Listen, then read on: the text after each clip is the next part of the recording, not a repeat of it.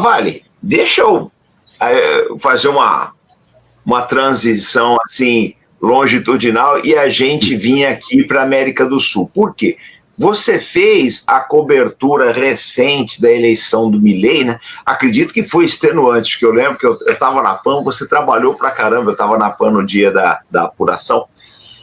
Mas eu queria saber o seguinte de você. Você, primeiro, né, com a tua experiência, que não é pouca, você entrevistou vários presidentes da República, tem uma experiência internacional rara no Brasil, foi de diversas emissoras, inclusive emissoras estrangeiras, enfim. Eu te ouvi, assim, é um deleite para os nossos telespectadores pela tua experiência, né?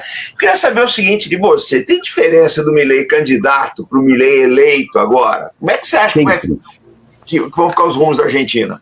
Sempre, comandante, sempre vai ter. Isso na teoria, eu já estudei, né, porque depois eu também estudei Relações Internacionais, sou professor universitário de pós-graduação em Relações Internacionais, eu leciono sobre democracia. Agora, isso eu aprendi antes da teoria na prática, porque você tem a persona que se divide em dois personagens, o candidato e o eleito. Agora, isso não é uma característica da esquerda, da direita, do centro, em todo lugar no mundo. Porque é o seguinte, primeiro, a campanha tem que conquistar os corações. O discurso, ele é feito num papel em branco. E papel em branco aceita qualquer coisa. Depois, como colocar essa teoria na prática, que são elas. E às vezes o candidato conquista os corações e ele pega o discurso e rasga, né? Vai jogando debaixo da mesa. Como disse um presidente aqui que eu admiro muito, já estive presencialmente com ele, o Fernando Henrique Cardoso, que em determinado momento, no segundo mandato, ele falou, esqueçam o que eu escrevi lá atrás. Porque na prática, olha, é outra coisa. Então, o Milei fez promessas, as quais eu julgo um cara muito inteligente. Ele não é um outsider, ele tem uma carreira política já dentro do Congresso, ele tem, maior ainda, uma carreira como economista, alguém que era um grande debatedor da economia argentina. As pessoas agora já tiveram um senso de criticá-lo ou elogiá-lo. Tem um consciente aí, e cada um tem o seu juízo de valor. Não estou fazendo nenhum proselitismo político aqui, não. Mas o fato é que ele prometeu algumas coisas que ele sabia que não seriam assim tão fáceis de colocar. Primeiro, a dolarização. A dolarização é um golpe de mágica.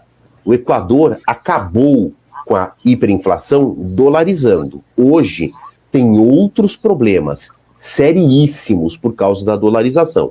Isso é uma bola de neve. No primeiro momento ela corre rapidamente, depois quando ela está no pé da montanha ela acumula neve e vira uma avalanche. No começo funciona tudo muito bem, lá no final é um problema. Então ele falou muito de dolarização. Eu acho muito pouco provável que aconteça a dolarização na Argentina. Não é impossível, mas é pouco provável por outros problemas que a gente pode aqui arrastar no programa, entre eles o narcotráfico, porque a dolarização é uma porta aberta para o narcotráfico na facilitação, por exemplo, de lavagem de dinheiro. O problema do Equador, que era um dos países mais seguros das três Américas e se torna um dos mais perigosos, com maiores índices de homicídio das três Américas, num arco de tempo que não tem 20 anos, passa pela dolarização. Né? O Equador virou um ambiente muito confortável para o narcotráfico, que fugiu da Colômbia, por causa entre outros motivos, obviamente, mas também por causa da dolarização. Eu tenho certeza absoluta e restrita que o Milei sabe disso. Né?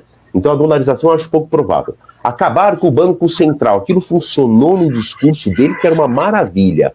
Também acho muito pouco provável isso acontecer. Não existe nenhum país de economia relevante, são quase 200 países no mundo, na organização da ONU, não precisamos ir tão longe. Vamos pegar os 20 maiores, o G20, em que a Argentina está inserida desde a década de 90, desde o surgimento do G20. Do G20 não tem nenhum país que não tenha Banco Central, seria impossível. Eu vou dolarizar e eu vou acabar com o meu Banco Central. Significa que você vai ter de obedecer uma política monetária de um país que não é o seu, nos Estados Unidos.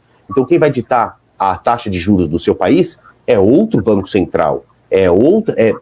Você depende da produção de moeda de outro país, que não vai imprimir moeda por sua causa. Então são muitos problemas, mas vende-se a ideia de uma solução de estalar de dedos que é acabar com a inflação, que na Argentina está na casa dos 270%. Está caindo fortemente, num passo de 10 pontos percentuais por mês. Isso é um ganho muito importante para o capital político do Javier Milei. Isso muda um pouco a situação desconfortável, principalmente das classes menos favorecidas, mas ainda estamos falando de uma inflação na casa dos 250%, que é muito alta. A dolarização acaba com isso no estalar de dedos, mas te traz a médio prazo consequências muito graves. Então, estou construindo tudo isso, comandante, para voltar na sua pergunta primária. Existe diferença entre o candidato e o político eleito? Sempre vai existir, né? A campanha tem um objetivo muito claro: conquistar corações, custe o que custar. O Javier Milei se vendia como um libertário, né? Um anarcocapitalista. O anarcocapitalismo, ele existe só na teoria. Ele nunca foi colocado na prática numa economia do tamanho da Argentina, em nenhum de outro país desse grupo do G20, né? Isso surgiu na França, é uma teoria francesa.